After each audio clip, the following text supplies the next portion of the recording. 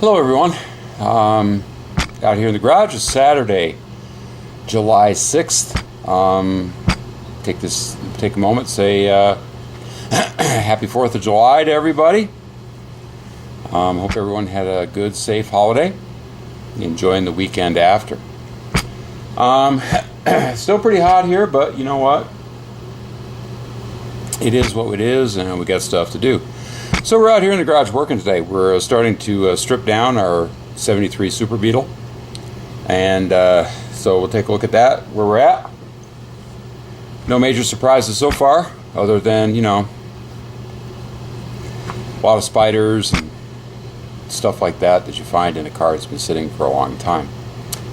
On that subject for a moment, one of the things that would like to say is that there were the package tray in the back of the interior, around the engine compartment. There was a lot of mouse droppings and things like that. No live critters, but they had been there at one point in time. So I will say this: whenever you're working, especially inside a vehicle with, you know, that type of stuff in there, make sure you wear this and you use these. Okay? No way, no how do you vacuum it up or sweep it up or do whatever without this. Do not breathe in, you know, the dust and dirt and the mouse stuff. And I'll be perfectly honest with you, there was a few things in the interior of this car that I probably could have reused, but you know, if the rodents have been in there, nah, it's all gone. I threw it away. I don't want anything to do with that. I'll splurge and get new. So it's better safe that way. Hantavirus and some of the other little nasties that follow those things around is nothing to play with. So just keep that in mind whenever you're working on an old car, you know, and there's all kinds of stuff on the inside and you're cleaning it out. Make sure you're safe. Wear your respirator, gloves, you know, don't touch that stuff. Get it out of there. And preferably vacuum it up. Take a big wet or dry shot vacuum it up. Don't sweep it or brush it or anything like that. So, okay, that's my little sermon for today. So, where are we at? Let's take a look here. Okay. Well, first thing you notice is the engine is out of the car. We've gone ahead and pulled it out. Didn't video any of that because I didn't see much interesting in, you know, taking out 4 bolts and popping the engine out of the car. Probably about a, you know, half-hour project, so it's no big deal there. We still have, I'm going to take the transmission out and axles. We'll get those out of there as well. We've been working inside the car as well. All of our, well, still got side panels are still in. Most of the headliner is still in, but we've got the seats out, carpets out. This stuff in the back was really bad with the mouse stuff, so we've got all that out. Looked it over. It's actually, we're in pretty good shape here. The one thing that we do have an issue with is right here in the battery tray. You'll see here the perforation through there, and you know, battery stuff. You know, but I'm thinking we've got this rust, but I don't really think it's that much different than it was in 1996 when I bought this car. Pretty much about the same. Got some surface rust here. Heater channels and all the rest of the floor pans are all good. No issues. They just clean them up. But we will have to put some new metal here. Kind of debating whether to buy a repair section for this or just make the panel myself. One of the things that I've found in the past is that some of these repair panels that we're getting for these days I'm not sure where they come from. They come from, you know, overseas somewhere, China, Taiwan, someplace like that. I know I've noticed them not fitting really well, so that's why I'm kind of thinking that maybe just as far ahead to go ahead and make my own patch rather than get one of those panels. End up redoing it anyways. But you'll see under here that one of the, it's kind of interesting because I think the battery, you know, the acid, the fumes and stuff like that is definitely an impact here. But you'll also notice that this panel has been bottomed out at one point in time and crushed, and I'm sure that fractured the metal as well and didn't help this at all. So we'll have to do something with that. All the rest of it is good. We'll just clean it all up, give it a little paint and some undercoat, and we'll call that good. Car's in good shape. We do have a little bit of stuff here and there. Like I say, there has been some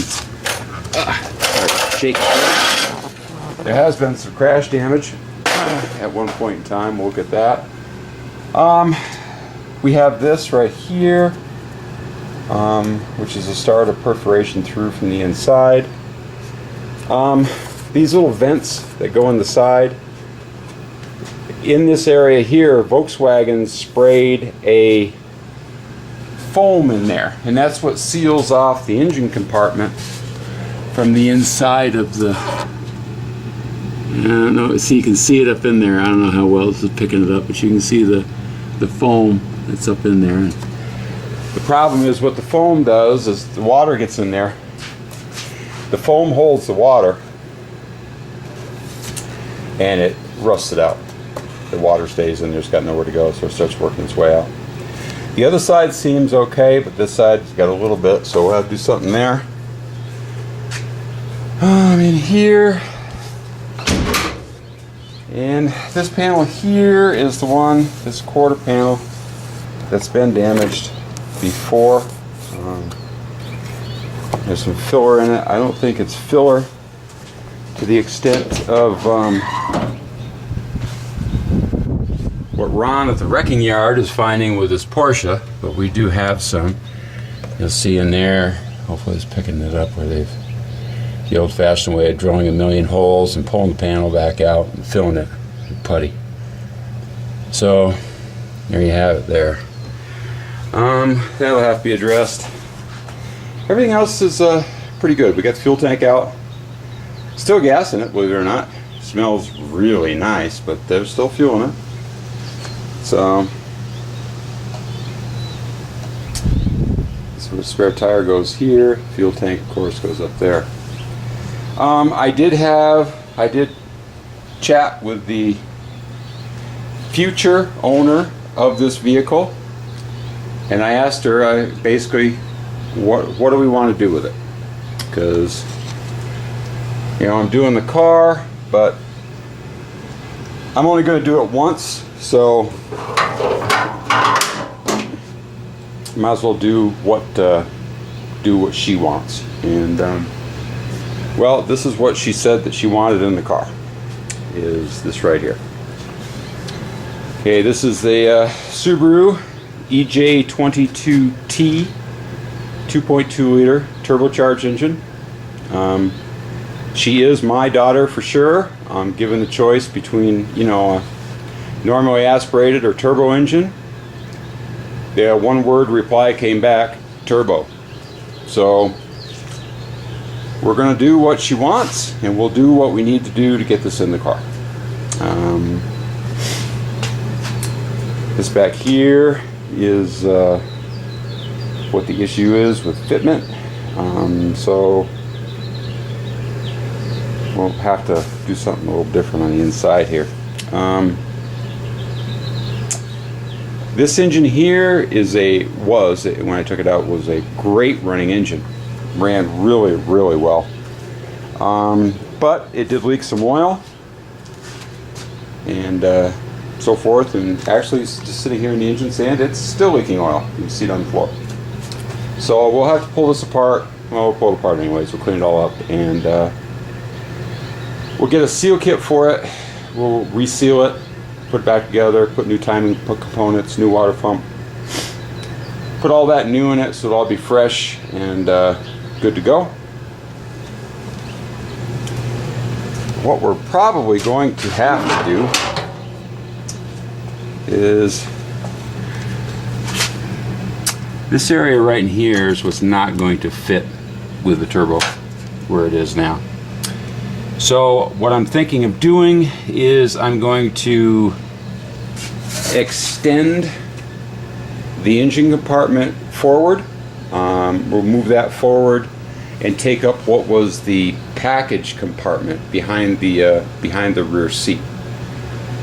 We'll go into that. We'll cut this out. We'll go forward. We'll build a new wall. It'll come up and it'll come back to the rear window. You know, back in there, kind of like in there, behind the seat, and that'll give us basically all this area up to about here. So there's quite a bit of room right there. So we'll take that, and that will make everything on the engine very accessible, a lot easier to deal with a lot of stuff, and give us some place to put some other components. Maybe we can put some air conditioning components or heat components, something in there. I'm thinking right now to retain the back seat. I want to keep the back seat in there.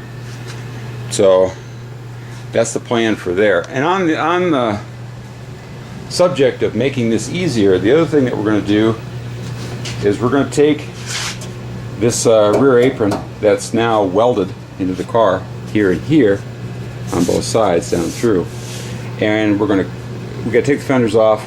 We're going to take them off anyways, but we're going to take this panel off. We'll cut spot welds, get the panel off, we'll drill it out, we'll bolt it in, and we'll make this panel removable so we can take out a few bolts and take this panel right back off the car.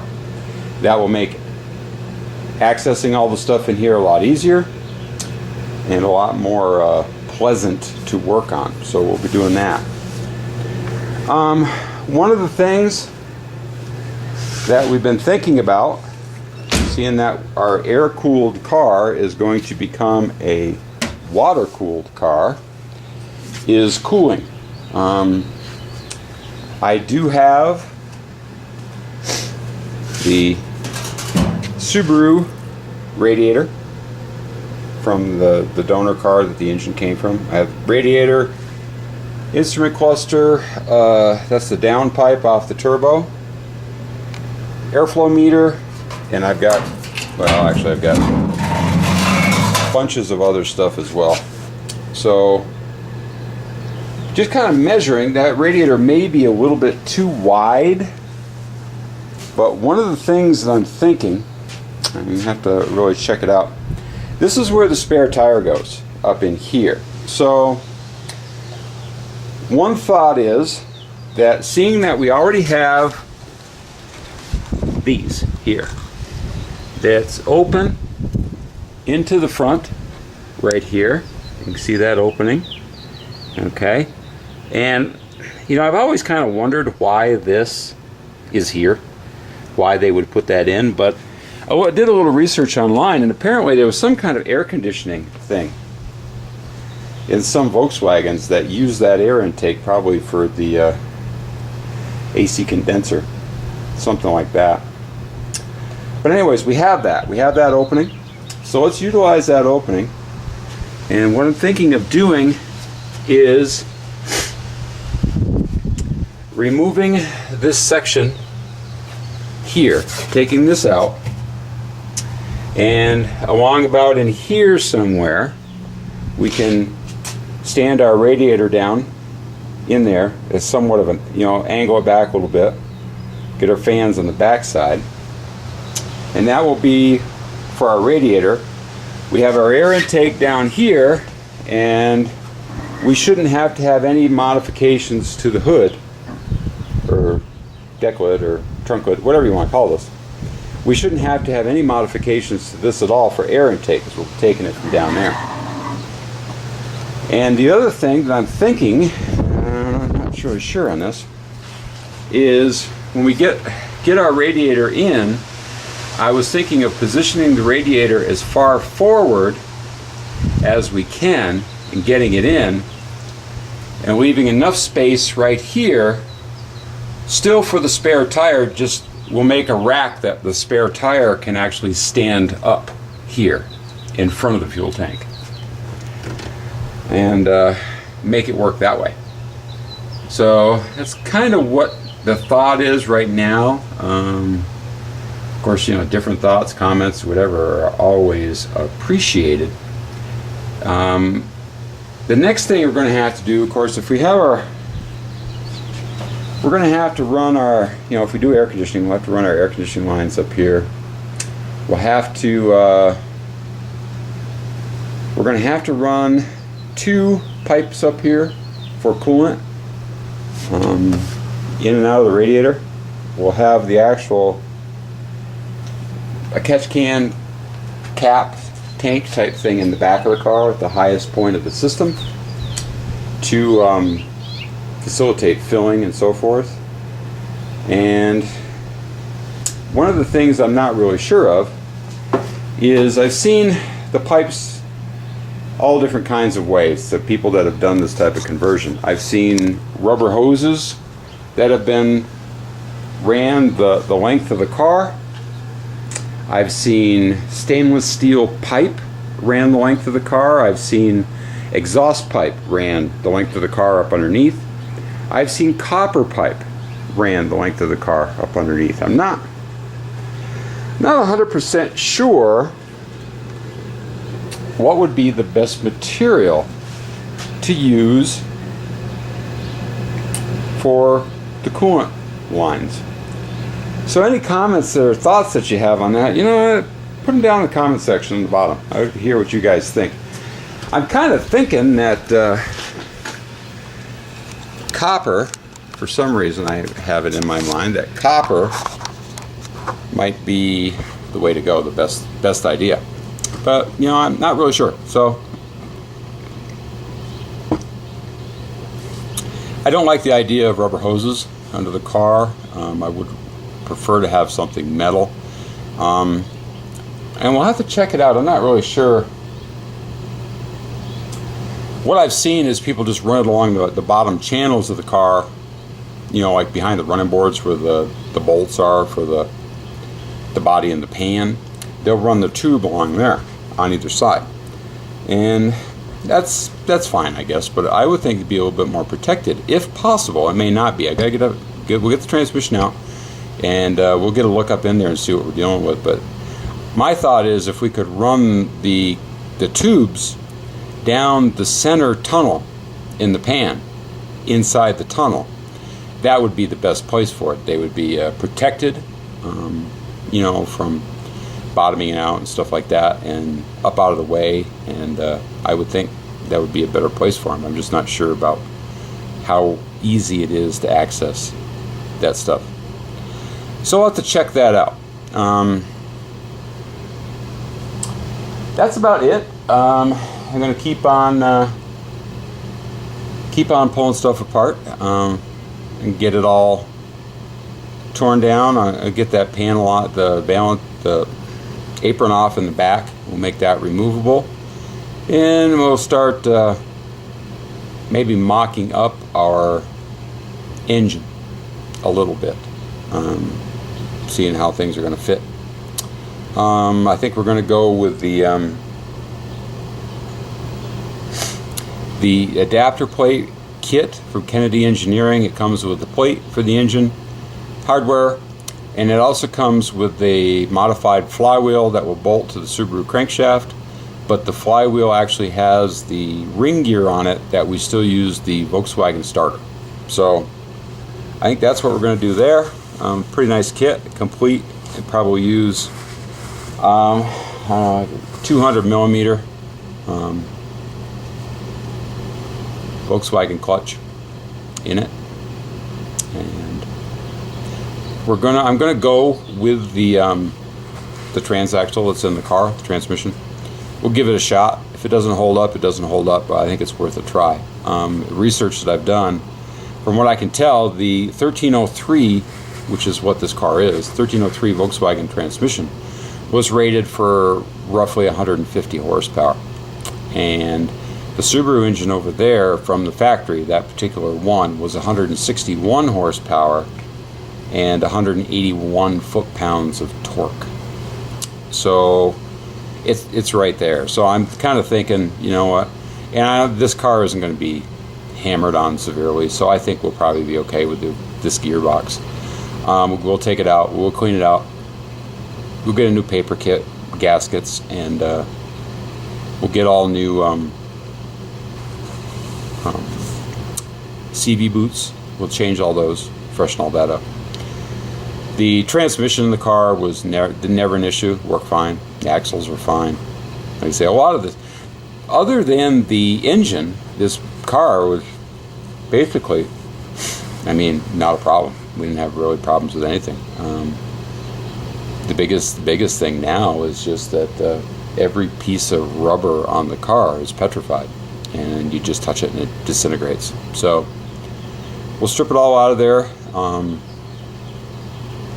and we'll buy new. And you know, on the subject of stripping it out and buying new, here's one of the things that we have in here. We have, you know, the wiring. And I've said it before, and I'm going to say it again. I'm not a big fan of 40-year-old wiring in a project. To me, it's just, you're just looking for problems here and there. So, of course, we will be redoing all the harnesses and everything for our engine management from the computer. We'll have all that, and we'll also we'll buy a new vehicle harness for the wiring, for, you know, lights and all that kind of stuff, and tie that in. So we're going to be replacing that. And the other thing that we're going to replace, that actually, if you look at it in the car, they look just fine, is the seat belts. You know, on the subject of safety, they may be not a problem. It could be just okay. But I'm going to be honest with you, I'm not going to trust the safety of, you know, my loved ones, my family, myself, to 40-year-old safety belts. So, you know what? I'm going to splurge. I'll spend the $300 and I'll replace them all and buy all new. So we're going to take those out and throw them away. I think their life expectancy is done as far as I'm concerned. So that's basically going to give us essentially a mechanical rolling shell. We are going to do some other modifications to the car. We're kind of, one of the things that I did ask the future owner of the car, I said, you know, we're redoing it, we're going to paint the car, you know, pick a color. What color do you want the car? She said, you know, I have to think about that for a bit, Dad. Okay. So she's already done the turbo engine, which, you know, is the most difficult of the things, but that's fine. I mean, you know, the whole idea behind this, and this is actually one of the reasons of doing what we're doing, is when all said and done, I want it to be a vehicle that she really wants to have, not just a vehicle that, you know, was her dad's and she's just going to have it because it's going to make me happy that she has it. I want it to be something that she is excited about owning. And that's one of the things that this power plant is going to do for her. She's a hot rodder. I mean, she drives a Mustang Cobra. You know, 53, 60 horsepower Bug ain't going to cut it for her. So it's got to be something a little different than that. So that's what we're going to give her there. And, you know, the air conditioning, heater. You know, we'll probably put power windows in it. You know, do that kit, stuff like that. So I want it to be a car that she enjoys. And along that line, you know, I'm only going to do the car once. And I just threw it out there. What color car do you want?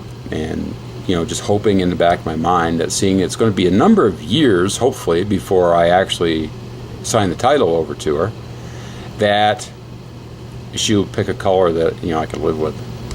Well, she came back on that and she wants a black car. So black it is, which means, you know, it's going to have to be extremely straight, because as we all know, black shows off everything. But that's fine. That's what she wants, and I can live with that. And maybe we'll incorporate a little airbrushing into it, some ghost type stuff, and maybe do something pretty cool with it. But actually, it's going to work out better for me in my little garage here, because that should give me the ability to basically panel paint the car and still tie together fairly well in the end. That's what I'm hoping. So that's where we're at. That's what's going on. I'm going to keep going. Like I say, I'm soaked right now. It's hot still. It's a little cooler today, but it's still like 99, 98, something like that. So we've been, you know, sucking these down like no tomorrow, but it's what you got to do. So that's it from here. So I guess until the next time we turn the camera on. I noticed, actually, I've been kind of watching. There's not a lot of videos out this weekend, so hopefully this will give you guys something to watch. But you know, like Darren says, push the record button, and tomorrow night is the Mumble. I'll talk with you guys on there if I don't come back with another video before then. So until then, everybody, take it easy, and catch you the next time.